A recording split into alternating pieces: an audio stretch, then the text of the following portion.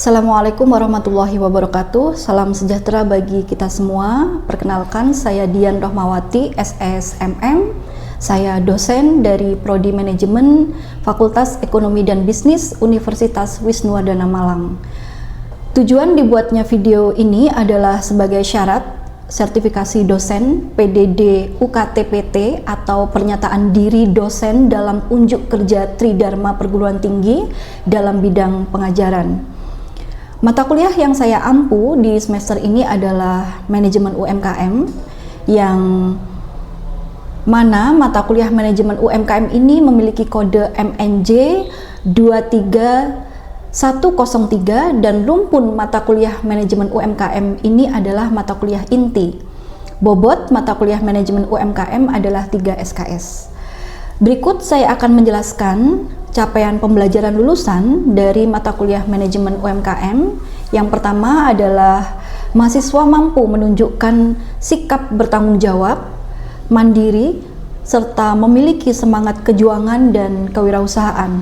Kemudian yang kedua yaitu memiliki kepemimpinan yang menguasai ilmu manajemen, etika bisnis, dan kewirausahaan dengan nilai-nilai kemanusiaan.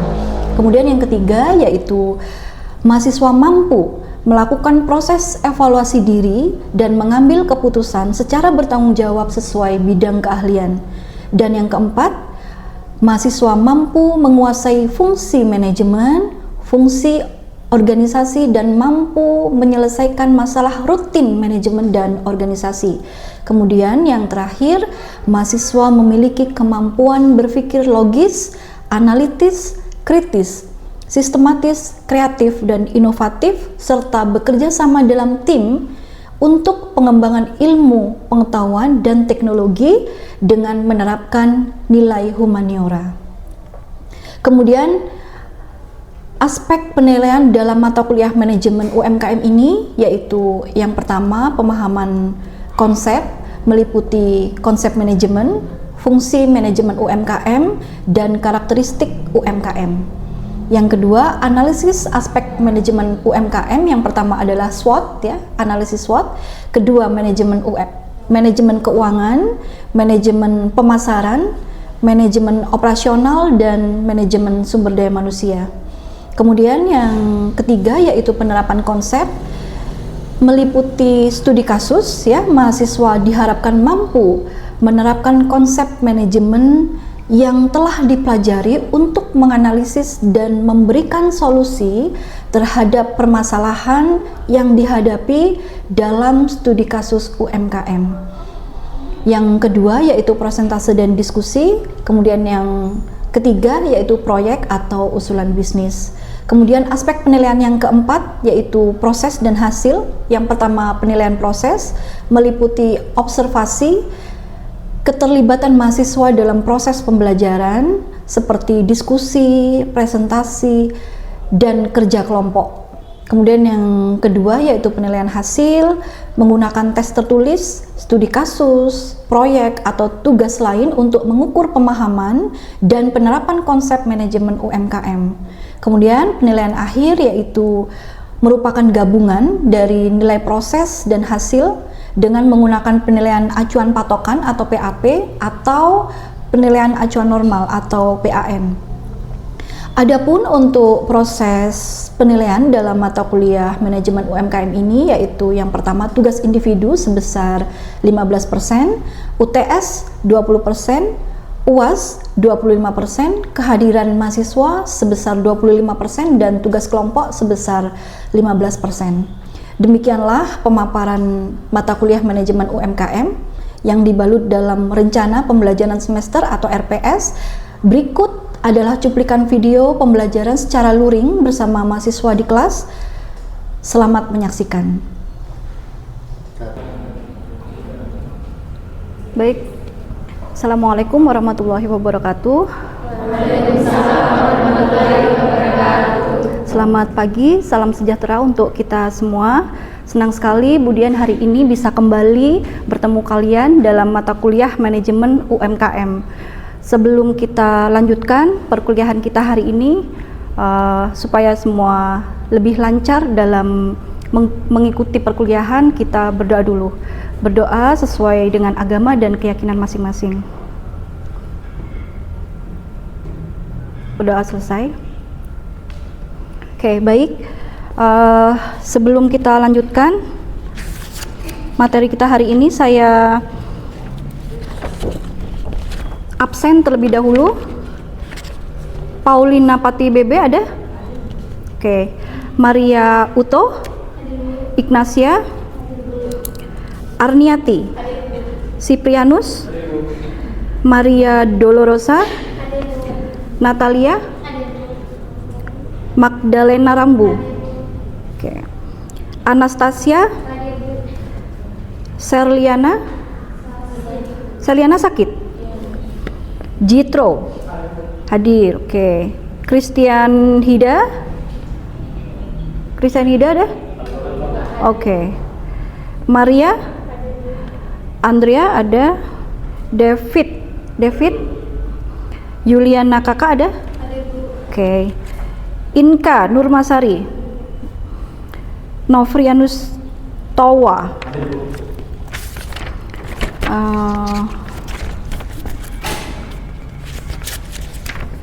Laurentius, Haryatik.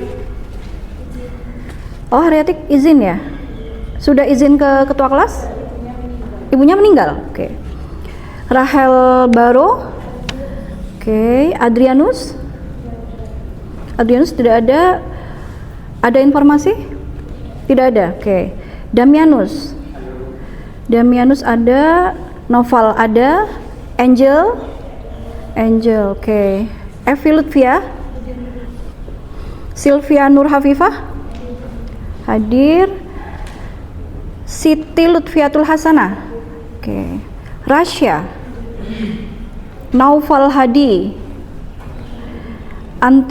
Antonius Kondo, Maxianus Jaha hadir. Yogi Adam Pratama, Yogi tidak masuk, oke. Al-Amin Deka tidak masuk, oke. Baik, ada beberapa mahasiswa tidak masuk hari ini. Beberapa sudah ada informasi, tetapi yang lainnya tidak ada informasi. Nanti saya minta tolong kepada ketua kelas untuk dicari informasinya ya. Siapa tahu yang bersangkutan ada kendala dan segera disampaikan kepada saya. Oke, baik rekan-rekan.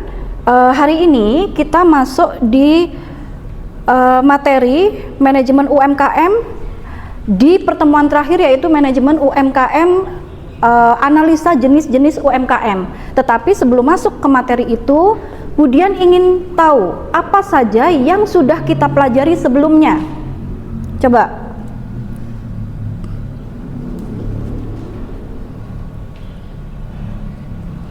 Oh, ini. Apa saja yang sudah kita pelajari sebelumnya? Betul, sejarah perkembangan UMKM kita sudah pelajari ya di 2 atau 3 pertemuan pertama. Kemudian apa lagi? Betul, konsep dasar UMKM juga sudah kita pelajari. Kemudian? Betul, konsep kewirausahaan dalam mendukung UMKM. Yang keempat? Manajemen dalam UMKM. Kemudian? Manajemen pemasaran dalam UMKM. Dan yang terakhir? Baik, betul sekali, implementasi perencanaan strategi dalam UMKM. Sebelum ke materi hari ini ya, saya ingin kalian, rekan-rekan semua, untuk mereview ulang sedikit mengenai materi yang sudah kita pelajari. Coba, siapa yang bisa menjelaskan mengenai sejarah perkembangan UMKM sedikit saja? Lutfia? Oke. Jadi UMKM itu telah menjadi bagian penting dari perekonomian Indonesia itu sejak Betul? pada masa kerajaan dari kolonial. Kegiatan ekonomi kayak seperti berdagang, bertani, dan kerajinan itu telah dihitung secara informal. Nah, setelah Indonesia merdeka, pemerintah itu mulai menyadari bukannya sektor usaha kecil sebagai tulang punggung ekonomi nasional. Perkembangan signifikan itu terjadi setelah krisis pada tahun 1990. Betul. Setelah 1998 itu ada krisis moneter di negara kita, dan setelah itu UMKM menjadi tulang punggung negara kita. Betul. Sampai hari ini UMKM adalah yang menolong dan membantu menyerap tenaga kerja di Indonesia itu sampai hampir 97%. Bayangkan. Jadi kalau tidak ada UMKM, ya, ekonomi atau perekonomian di negara kita itu tidak akan maju sampai saat ini, gitu ya. Jadi memang perannya sangat penting dan strategis. Terima kasih Lutfia. Kita ke poin selanjutnya yang sudah kita pelajari, yaitu konsep dasar UMKM. Siapa yang ingin menjelaskan mengenai konsep dasar UMKM sedikit saja? Angel? Oke. Jadi konsep dasar UMKM yaitu usaha mikro, kecil, dan menengah mengarah pada kegiatan usaha produktif yang dimiliki perseorangan maupun badan usaha yang relatif masih kecil. Ya. Untuk memenuhi kriteria tertentu, jadi mikro, kecil, dan menengah itu memiliki kriteria sendiri, baik perbedaan di aset maupun omsetnya. Oke. Jadi UMKM juga berperan besar dalam perekonomian Indonesia, baik dalam menciptakan lapangan kerja maupun pemerataan. Kenapa? Karena biasanya dilakukan oleh badan usaha yang masih kecil dan biasanya juga di rumah tangga, jadi dikelola oleh keluarga maupun perseorangan. Betul, iya. Bagus sekali ya. Angel sudah mereview sedikit mengenai konsep dasar UMKM. Kemudian saya ingin ada satu yang menjelaskan mengenai konsep kewirausahaan dalam mendukung UMKM. Ini sudah lama pertemuannya, tapi ada yang masih mengingat? Oke, Naufal. Konsep kewirausahaan dalam mendukung UMKM yang pertama inovasi dan produk dan jasa. Berusaha mendorong pelaku UMKM untuk berpikir kreatif, membuat produk baru dan memperbaiki yang lama agar tetap relevan. Contohnya, UMKM makanan yang mengembangkan kemasan ramah lingkungan. Kemudian, kemampuan mengidentifikasi peluang. Wirausaha melatih pelaku UMKM untuk peka terhadap perubahan tren pasar, kebutuhan konsumen, dan celah usaha. Selanjutnya, manajemen risiko. Wirausaha mengajarkan bahwa kegagalan adalah bagian dari proses. Pelaku UMKM dibekali strategi untuk mengelola ketidakpastian dan kegagalan. Selanjutnya, penguatan jiwa tangguh. Semangat kewirausahaan menumbuhkan mental pantang menyerah dan keberanian menghadapi tantangan bisnis. Dan yang terakhir, kemandirian ekonomi. Mendorong UMKM untuk tidak terlalu bergantung pada bantuan pemerintah atau pihak luar, melainkan mampu berdiri secara mandiri dan berkelanjutan. Ya. Betul sekali, sangat bagus ya. Naufal sudah mereview sedikit mengenai konsep kewirausahaan. Jadi memang menjalankan usaha di skala yang kecil seperti UMKM itu kecil ya, jadi bukan industri, itu membutuhkan semangat dan prinsip-prinsip kewirausahaan, rekan-rekan. Jadi tidak boleh kita cepat menyerah, karena UMKM itu bergerak di kondisi perekonomian masyarakat yang relatif kecil gitu, sehingga situasinya itu sangat mudah untuk berubah. Kita tahu ya, masyarakat kita kadang daya belinya baik gitu ya, sangat tinggi, kadang juga daya belinya rendah. Pada saat daya beli masyarakat rendah, maka itu akan berpengaruh terhadap usaha kita semua gitu ya, usaha UMKM itu ya. Di saat itulah ya, di dalam kondisi yang menurun itulah para pelaku UMKM tidak boleh menyerah. Tadi ya, seperti yang sudah disampaikan oleh Naufal, jadi harus punya ketangguhan mental gitu, tidak boleh cepat menyerah. Kemudian yang keempat, kita juga sudah membahas mengenai manajemen pemasaran dalam UMKM. Ada yang ingin mereview sedikit? Rasya? Ya. Yang pertama tadi kan manajemen pemasaran dalam UMKM itu proses perencanaan, mengatur, dan menjalankan strategi promosi serta penjualan atau jasa yang ditawarkan bisa dikenal dan diberikan konsumen. Nah, tujuan utamanya dari manajemen pemasaran ini sendiri adalah untuk meningkatkan penjualan, memperluas jangkauan pasar, dan membangun hubungan baik dengan pelanggan. Nah, untuk metodenya, biasanya kalau UMKM masih pakai cara-cara yang mudah ya. Biasanya mulai dari promosi dari turun, lalu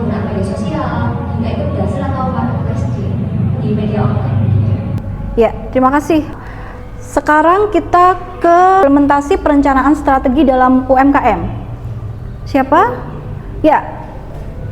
Terima kasih. Saya akan mereview tentang materi implementasi perencanaan strategi dalam UMKM.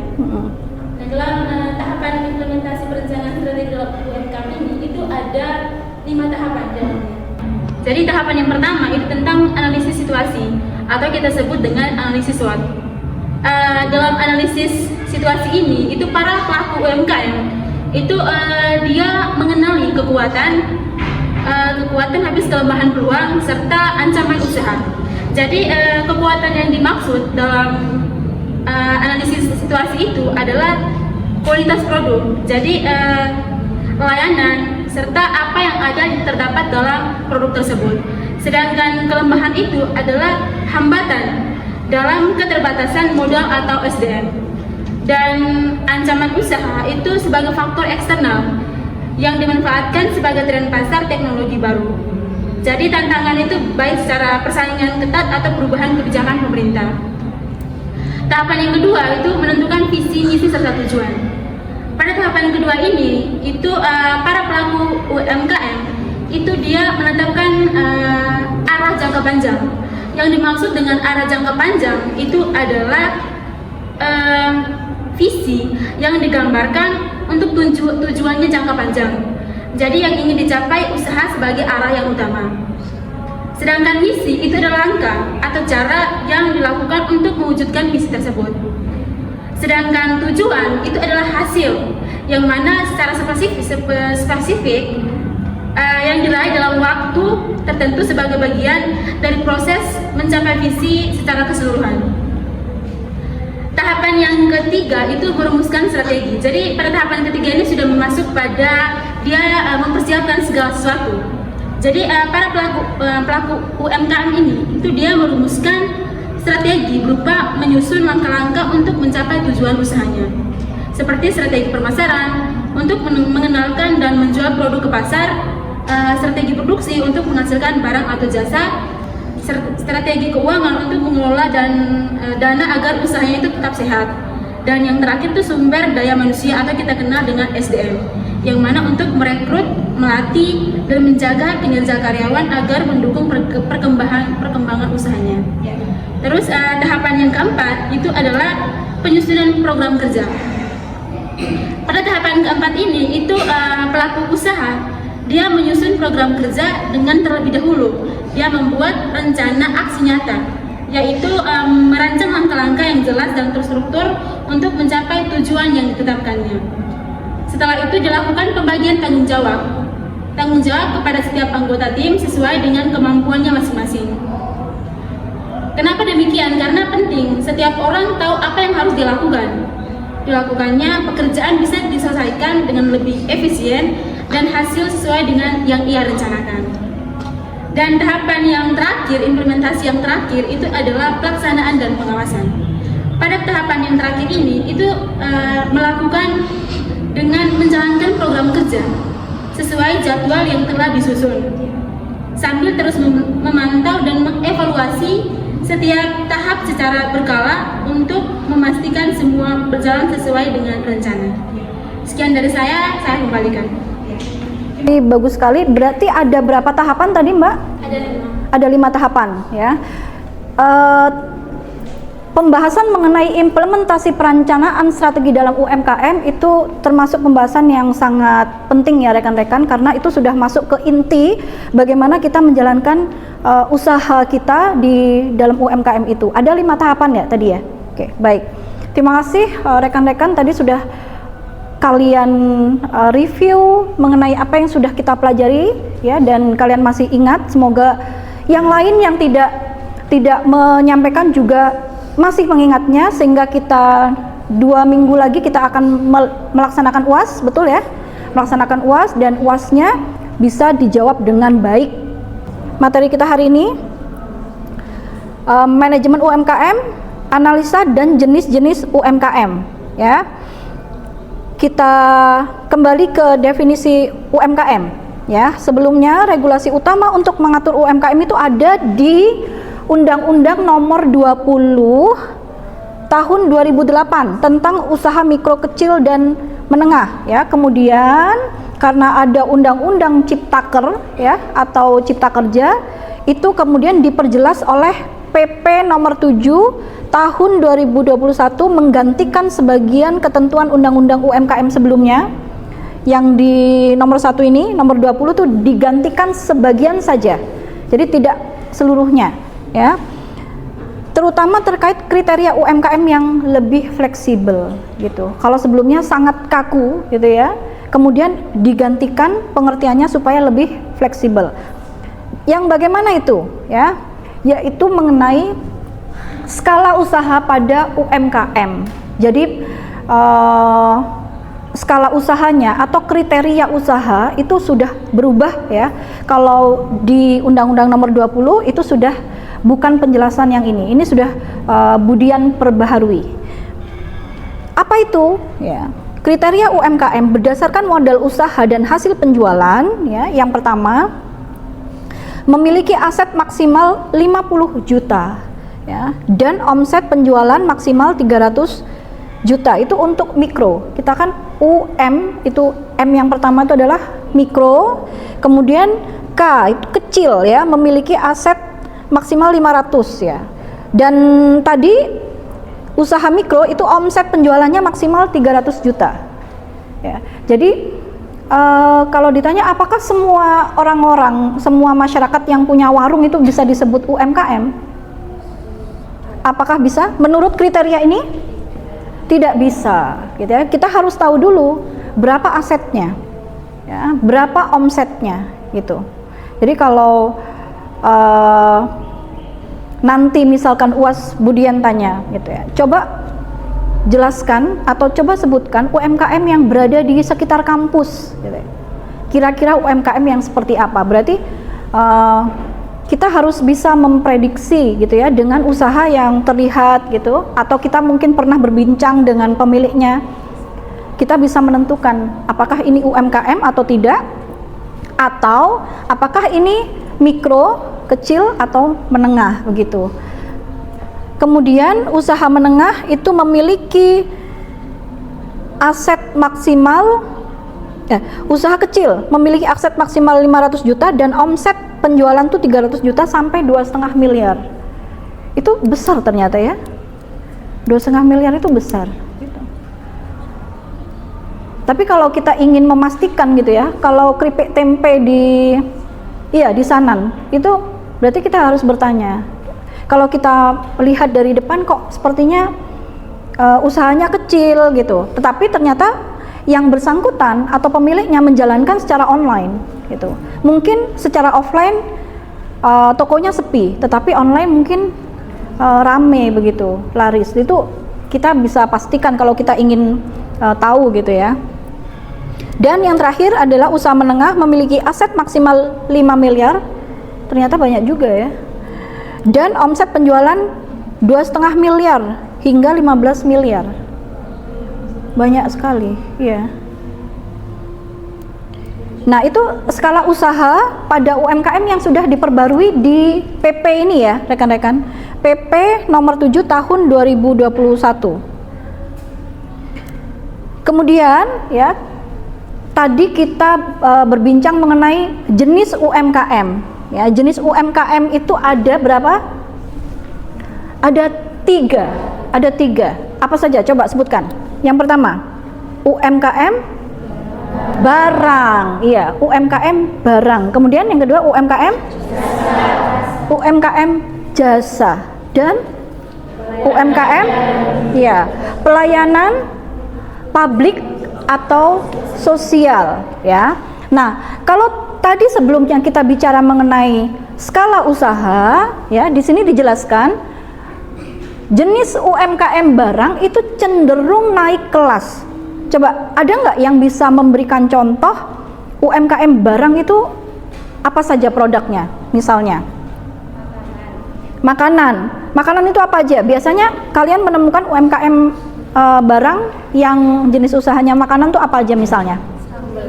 Sambel, iya, Eat Sambel. Terus apalagi ya? Sambel ada merek yang terkenal apa?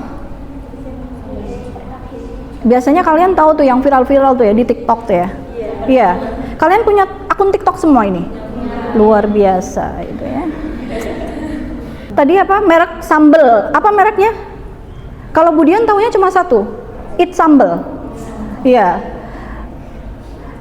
Kalau anak kos mungkin belinya sambel kayak gitu ya. Sambel yang kaleng-kaleng, sambel yang buat makan di kos-kosan supaya lebih praktis dan hemat gitu. Oke, itu UMKM barang ya. Selain sambal apa?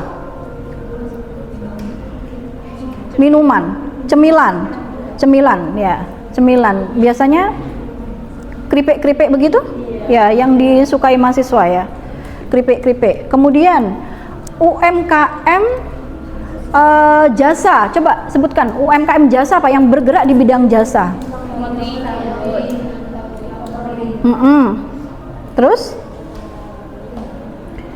potong rambut ya, penjahit. Nah, itu UMKM jasa. Terus UMKM pelayanan publik atau sosial. Contohnya apa? Puskesmas. Puskesmas itu bukan UMKM, bukan ya. UMKM pelayanan publik atau sosial itu misalnya begini. Jadi ada pemuda Karang Taruna di suatu desa, kemudian dia membuka usaha laundry untuk masyarakat ya. Hanya usahanya itu tidak mengejar profit. Nah, itu UMKM pelayanan publik atau sosial gitu. Jadi mungkin penduduk itu bisa membayar, tetapi membayarnya tuh sangat murah, hanya untuk operasional saja, bukan untuk mengumpulkan profitnya. Contohnya seperti itu. Nah, yang bergerak naik kelas ya lebih cepat itu adalah UMKM barang. Ya, karena skalanya bisa diperbesar ya lewat apa itu? Produksi massal. Iya. Kalau barang maka itu bisa diproduksi secara massal dan permintaan banyak di dalam masyarakat. Baik, rekan-rekan, waktunya sudah hampir selesai. Kita akhiri sampai di sini. Nanti kita akan ada kelas pengganti untuk mengganti yang beberapa pertemuan kemarin yang kita tidak bisa laksanakan karena ada libur dari pemerintah. Kita lanjutkan minggu depan, rekan-rekan. Nanti jadwalnya kita bisa atur bersama ya. Nanti saya mohon untuk ketua kelas menghubungi saya untuk jadwalnya. Kita akhiri dulu sampai di sini, rekan-rekan. Semoga apa yang kita pelajari bermanfaat ya. Tetap semangat untuk belajar di rumah ya, supaya UAS-nya bisa baik dan mencapai hasil yang diinginkan. Kita berdoa dulu untuk menutup kelas kita hari ini. Berdoa silakan.